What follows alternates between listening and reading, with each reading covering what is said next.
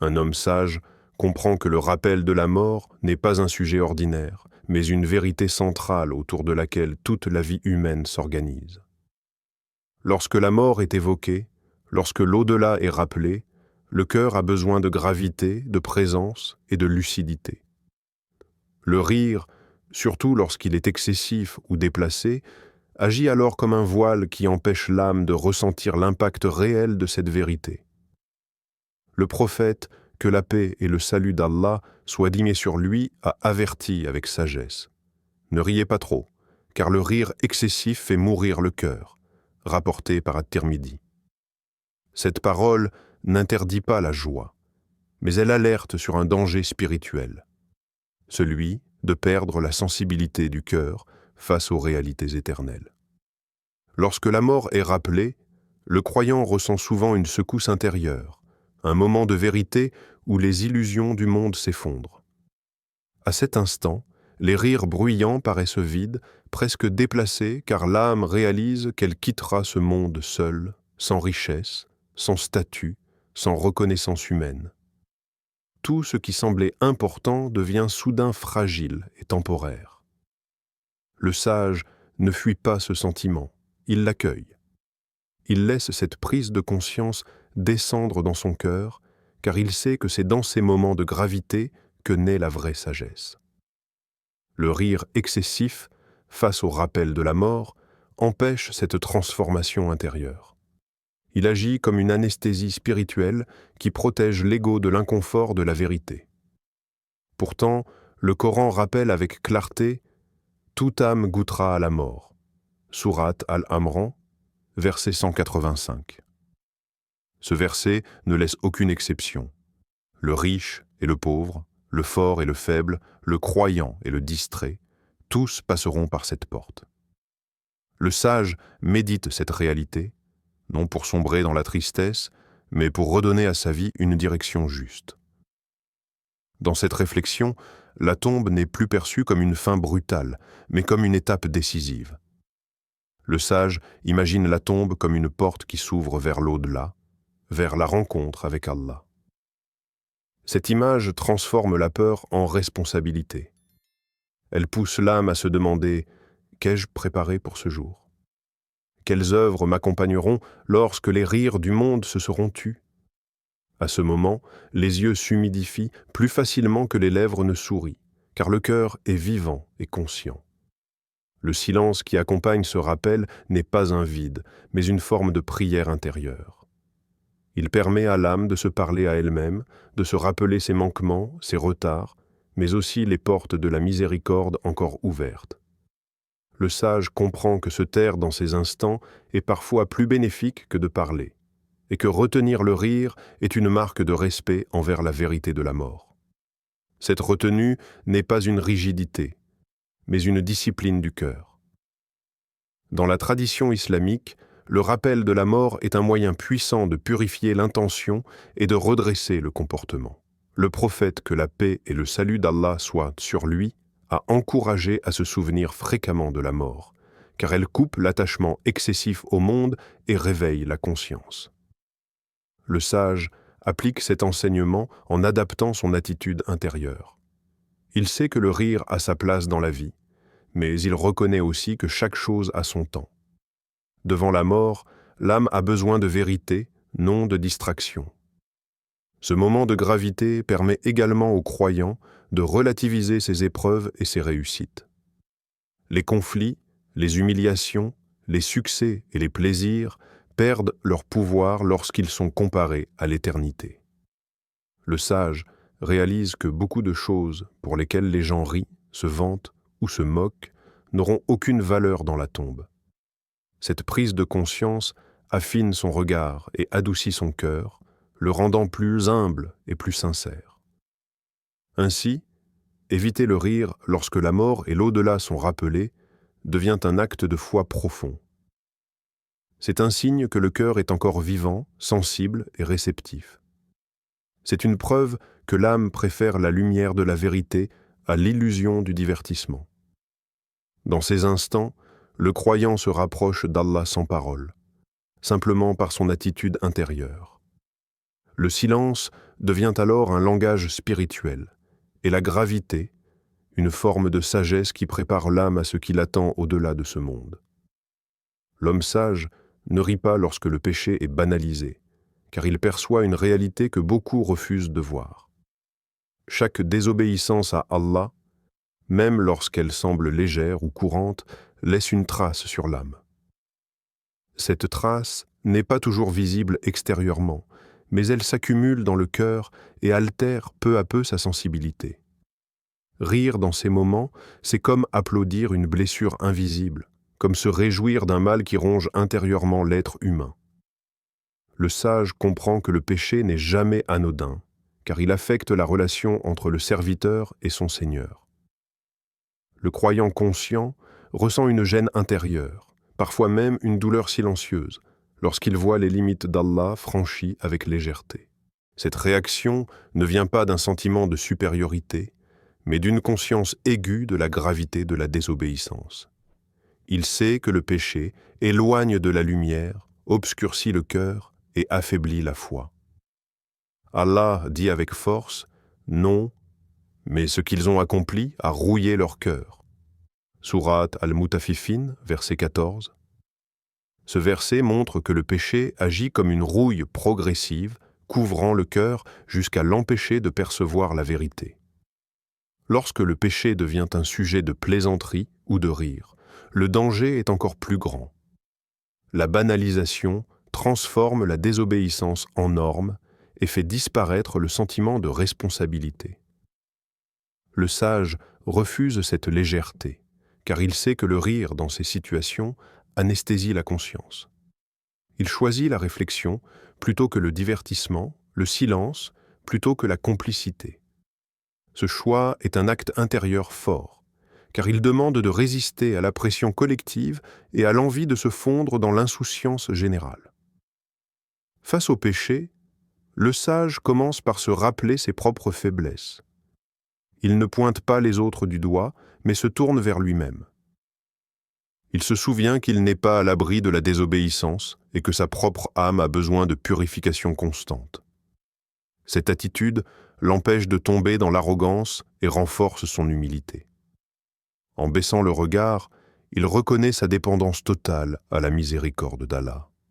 Ce rappel intérieur est plus puissant qu'un long discours, car il transforme le cœur avant de vouloir corriger les autres. Le silence, adopté dans ces moments, n'est pas un silence vide, mais un silence rempli de conscience. Il devient une repentance muette, une demande de pardon intérieur adressée à Allah. Le sage sait que même être témoin du péché sans y participer peut affecter le cœur s'il n'y a pas de rejet intérieur. Ainsi, il protège son âme en évitant le rire, car le rire peut signifier une approbation implicite. Cette retenue est une barrière spirituelle contre l'insouciance collective qui banalise la désobéissance. Le prophète, que la paix et le salut d'Allah soient sur lui, a enseigné que le péché laisse une tache noire sur le cœur et que la persistance dans la désobéissance finit par obscurcir complètement l'âme. Le sage garde cette réalité à l'esprit lorsqu'il est confronté à des situations où le haram est normalisé. Il sait que préserver la sensibilité du cœur est plus important que de paraître détendu ou amusant. Son sérieux n'est pas une dureté, mais une protection intérieure contre la perte de la foi. En refusant de rire face au péché, le sage affirme une valeur essentielle, la sacralité des limites d'Allah. Il comprend que ces limites ne sont pas des contraintes arbitraires, mais des barrières de protection pour l'âme humaine. Chaque fois que ces limites sont franchies sans remords, l'être humain s'éloigne un peu plus de la paix intérieure. Le sage ressent cette réalité profondément et adapte son comportement en conséquence, même si cela le rend différent aux yeux des autres. Cette attitude éduque l'âme et purifie l'intention. Elle rappelle aux croyants que la véritable joie ne se trouve pas dans la transgression, mais dans l'obéissance et la proximité avec Allah. En gardant le silence et en évitant le rire dans ces situations, le sage choisit la vigilance spirituelle. Il préserve son cœur de l'endurcissement et maintient un lien vivant avec son Seigneur. Ainsi, l'absence de rire devient une forme de protection, un bouclier invisible contre la perte de conscience et l'oubli d'Allah. Un homme sage évite de rire en présence de la souffrance humaine, car il comprend que la douleur d'un cœur brisé n'est pas un spectacle, mais une réalité sacrée. Lorsqu'une personne pleure une perte, qu'il s'agisse d'un proche, d'un rêve ou d'une stabilité de vie, le rire devient lourd et déplacé. Il ne réconforte pas, il ajoute une blessure supplémentaire à une plaie déjà ouverte. Le sage ressent intérieurement que, dans ces moments, l'âme humaine a besoin de respect, de douceur et de présence, non de légèreté ni de bruit. Face à l'injustice, à la maladie ou à l'épreuve prolongée, le croyant conscient perçoit la fragilité de la condition humaine. Il voit combien l'être humain est faible sans l'aide d'Allah. Rire dans ces situations peut sembler anodin pour certains, mais pour le sage, cela traduit une absence de compassion. Le prophète, que la paix et le salut d'Allah soient sur lui, modèle parfait de miséricorde, partageait la douleur des gens. Il pleurait avec ceux qui pleuraient, s'asseyait avec les affligés et portait leur souffrance dans son cœur. Son attitude nous enseigne que la vraie noblesse se manifeste dans l'empathie sincère. Le Coran nous rappelle que les épreuves font partie intégrante de la vie. Nous vous éprouverons certes par un peu de peur, de faim et de diminution de biens, de personnes et de fruits. Sourate Al-Baqarah, verset 155. Ce verset montre que la souffrance n'est ni un hasard, ni une injustice divine, mais une épreuve mesurée, porteuse de sens. Le sage médite cette parole lorsqu'il est témoin de la douleur d'autrui. Il comprend que chaque épreuve est un message divin, parfois un test de patience, parfois une purification, parfois une élévation spirituelle. Dans ces moments, le rire n'a pas sa place, car il peut masquer la profondeur de l'épreuve et minimiser la souffrance ressentie. Le sage choisit alors le sérieux, non par tristesse excessive, mais par respect. Il sait que la douleur humaine demande une présence silencieuse, une écoute attentive et un cœur ouvert. Son sérieux devient une forme de compassion active. Il ne cherche pas toujours à parler ou à conseiller, car il comprend que certaines douleurs n'ont pas besoin de mots, mais d'une présence sincère. Le sage imagine la douleur comme une nuit sombre précédant l'aube. Cette image lui permet de voir au-delà de l'instant présent et de garder l'espoir vivant même au cœur de l'épreuve. Il sait que la nuit la plus obscure annonce souvent un matin proche, même si la personne éprouvée ne le perçoit pas encore. Cette vision intérieure l'aide à rester patient et compatissant, sans tomber dans le désespoir ni dans la légèreté déplacée. Le silence du sage dans ces instants n'est pas un abandon mais une étreinte invisible. Il transmet du réconfort sans parole, par sa posture, son regard et son attitude. Il montre à la personne éprouvée qu'elle n'est pas seule, que sa douleur est reconnue et respectée.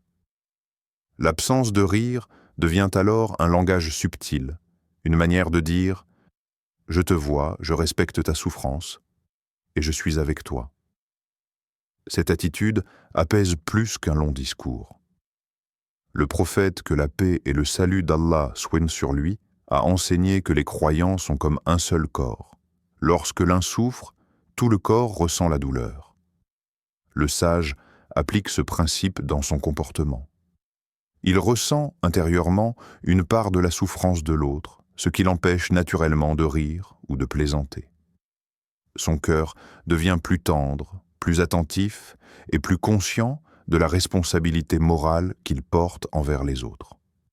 En évitant le rire face à la souffrance, le sage protège également son propre cœur. Il se rappelle que lui aussi peut être éprouvé à tout moment. Cette prise de conscience renforce son humilité et sa gratitude envers Allah. Il comprend que la compassion n'est pas seulement un devoir envers les autres, mais aussi un moyen de purifier sa propre âme et de se rapprocher de son Seigneur. Ainsi, dans la présence d'un cœur brisé, l'homme sage choisit la retenue, la dignité et la miséricorde. Son sérieux devient une preuve de maturité spirituelle, son silence un soutien profond, et son absence de rire un respect sacré pour l'âme blessée. Dans ces instants, il incarne l'éthique islamique de la compassion, rappelant que la vraie humanité se révèle dans la manière dont nous accompagnons la douleur des autres. Lorsque la vérité est proclamée avec clarté, le rire perd naturellement sa place, car l'instant devient solennel. La vérité n'est pas un simple discours parmi d'autres. Elle est un rappel qui s'adresse directement au cœur et à la conscience. Le sage ressent alors un frisson intérieur, une vibration profonde, car il sait que la vérité ne vient jamais sans but. Elle réveille l'âme, la secoue et parfois la dérange, surtout lorsqu'elle met en lumière des manquements ou des négligences longtemps ignorées. Allah dit « Ceci est un rappel. Que celui qui veut prenne donc un chemin vers son Seigneur. » Sourate Al-Muzammil, verset 19. Ce verset montre que la vérité laisse toujours un choix, mais qu'elle impose aussi une responsabilité. Rire à ce moment, c'est souvent une manière inconsciente de se protéger de l'impact du message. Le rire devient alors une barrière, un moyen d'éviter la remise en question et de maintenir une zone de confort spirituel. Le sage reconnaît ce mécanisme et s'en éloigne volontairement. Lorsqu'un rappel est prononcé avec force, l'homme sage ouvre son cœur au lieu de se défendre. Il laisse la parole pénétrer son âme comme une pluie fine tombant sur une terre sèche et assoiffée. Cette image symbolique illustre l'état du cœur sincère. Il attend la vérité, même lorsqu'elle est lourde à entendre. Le sage comprend que la vérité n'est pas toujours agréable, mais qu'elle est toujours bénéfique. Il sait que seule la vérité peut corriger, élever et guider. Dans ces instants, le sage médite profondément. Il ne se contente pas d'écouter avec ses oreilles, mais il écoute avec son cœur. Il compare sa vie à ce rappel, examine ses intentions, ses actes et ses priorités. Cette introspection n'est pas une source de désespoir, mais une opportunité de croissance spirituelle. Il se remet en question sans se condamner, conscient que la miséricorde d'Allah est plus vaste que ses erreurs. La gravité qui accompagne ce moment n'est pas une tristesse lourde ni une austérité excessive. Elle est une lucidité intérieure, une clarté qui permet de voir les choses telles qu'elles sont réellement. Le sage comprend que rire face à la vérité peut être une forme de fuite, tandis que le sérieux est un signe de maturité spirituelle. Il accepte cette gravité comme un état nécessaire pour accueillir le rappel et en tirer profit. Le prophète, que la paix et le salut d'Allah soient sur lui, lorsqu'il rappelait les compagnons, parlait avec une intensité qui touchait les cœurs. Ses paroles faisaient trembler les âmes, non par peur excessive, mais par conscience profonde de la réalité. Les compagnons l'écoutaient avec attention, comme si chaque mot pouvait être le dernier. Cette attitude montre que la vérité mérite le respect, le silence et l'écoute attentive. Le sage s'inspire de cet exemple et adopte une posture intérieure similaire. Lorsque la vérité est rappelée, l'âme se tient symboliquement debout devant Allah. C'est un moment de confrontation sincère entre ce que l'on est et ce que l'on devrait être. Le sage ressent cette responsabilité et ne cherche pas à la minimiser par le rire ou la distraction. Il accepte d'être interpellé, corrigé et orienté. Cette humilité est la clé du changement réel car elle ouvre la porte à la transformation intérieure. Le rappel puissant agit comme un miroir. Il reflète les zones d'ombre, mais aussi les potentialités cachées de l'âme. Le sage regarde ce miroir avec courage sans détourner le regard. Il comprend que fuir la vérité ne fait que retarder la guérison du cœur. En restant sérieux et attentif, il permet à la vérité de remplir pleinement son rôle, guider vers Allah et rapprocher de lui. Ainsi, lorsque la vérité est proclamée avec force, l'homme sage choisit le silence, l'écoute et la méditation. Son absence de rire devient une marque de respect envers la parole rappelée et envers son propre cœur. Dans cet instant, il se tient humblement devant Allah, conscient de ses faiblesses, mais aussi plein d'espoir. C'est dans cette posture intérieure que naît le véritable changement, celui qui transforme la parole entendue en action vécue. L'homme sage évite de rire pendant l'adoration, car il est pleinement conscient de la grandeur de celui devant qui il se tient. Dans la prière, le dhikr et la récitation du Coran, le croyant n'est pas simplement engagé dans des gestes ou des paroles, il est en audience avec le roi des rois. Ces instants sont uniques, chargés de sacralité et demandent une présence totale du cœur. Le rire, surtout lorsqu'il est futile ou irréfléchi, rompt cette connexion et affaiblit la profondeur de l'adoration. La prière est un moment où le ciel et la terre semblent se rapprocher. Le serviteur se tient debout, se penche, puis se prosterne, non par habitude, mais par soumission et amour. Le sage comprend que chaque posture a un sens spirituel et que chaque parole prononcée est entendue. Allah dit « Certes, les croyants ont réussi, ceux qui sont humbles dans leur prière. » Sourate Al-Mu'minun, versets 1 à 2. L'humilité, ici, n'est pas seulement extérieure, mais intérieure. Elle chasse naturellement le rire futile et installe une gravité paisible dans le cœur. Lors du rappel d'Allah, le dhikr, le sage ressent une proximité particulière. Le nom d'Allah, répété avec sincérité, apaise l'âme et éclaire l'esprit. Dans ces moments, le cœur se détache progressivement des préoccupations du monde. Le rire, souvent lié à la distraction et à l'insouciance, devient incompatible avec cet état de présence. Le sage préfère le calme intérieur, car il sait que le dhikr est une nourriture pour l'âme et non un simple exercice verbal. La récitation du Coran occupe une place encore plus élevée. Ce sont les paroles d'Allah, révélées pour guider les cœurs et transformer les vies. Le sage ressent un profond respect lorsqu'il récite ou écoute le Coran. Il comprend que chaque verset est un message personnel, un appel direct à l'âme. Rire dans ces instants serait un signe d'inattention et de distance intérieure. Le sérieux, au contraire, permet à la parole divine de descendre dans le cœur et d'y laisser une empreinte durable. Dans l'adoration, le sage ressent une paix profonde, comme s'il entrait dans une lumière douce et enveloppante. Cette paix ne vient pas du monde extérieur, mais d'une connexion sincère avec Allah. Elle apaise les blessures invisibles, calme les pensées agitées et redonne à l'âme son équilibre. Le rire excessif, à l'inverse, disperse cette paix et ramène le cœur vers la superficialité. Le sage choisit donc la retenue, non par contrainte, mais par amour et respect. Chaque mot prononcé dans l'adoration devient alors un pont vers l'au-delà. Le sage en est conscient et accorde une grande importance à la qualité de sa présence. Il sait que l'adoration n'est pas jugée uniquement par les gestes, mais par l'état du cœur. L'absence de rire permet à l'intention de rester pure et à la concentration de s'approfondir. C'est dans cette sincérité que l'adoration prend tout son sens. Le sérieux observé dans l'adoration ne doit pas être confondu avec la rigidité ou la dureté. Il s'agit d'un amour respectueux, d'une conscience profonde de la grandeur d'Allah.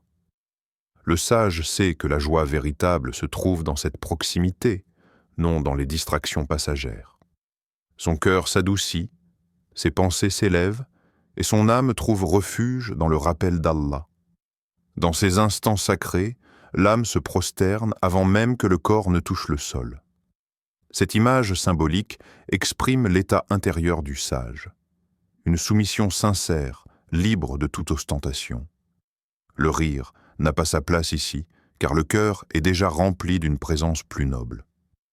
Le sage comprend que ces moments sont des trésors spirituels et qu'ils méritent le plus grand respect. Ainsi, lors de l'adoration et du rappel d'Allah, L'homme sage choisit la gravité paisible, l'humilité et la présence du cœur. Son absence de rire est une preuve d'amour et de conscience spirituelle. Il sait que c'est dans ces instants que l'âme se rapproche le plus de son Seigneur et que la véritable réussite, ici-bas et dans l'au-delà, commence. À travers ces 5 situations, nous découvrons que la sagesse n'interdit pas le sourire, mais qu'elle enseigne le discernement. L'homme sage sait quand le rire élève et quand il abaisse. Il comprend que certaines secondes de la vie portent un poids éternel. Le rappel de la mort, le péché, la souffrance, la vérité et l'adoration. Dans ces instants, le silence devient une adoration cachée et la retenue, une preuve de maturité spirituelle. Ce message nous invite à regarder nos propres réactions, à écouter notre cœur et à purifier nos intentions. Si cette parole a touché ton âme, alors ne la garde pas pour toi. Abonne-toi à la chaîne, partage cette lumière autour de toi et sois une cause de rappel pour d'autres cœurs. Merci sincèrement d'avoir ouvert ton cœur à ce message. Que la paix, la miséricorde et la guidance d'Allah t'accompagnent dans chaque pas. Allah dit « C'est par l'évocation d'Allah que les cœurs se tranquillisent » Sourate 13, verset 28. Qu'Allah fasse de nous des cœurs vivants, conscients et sages. Amin.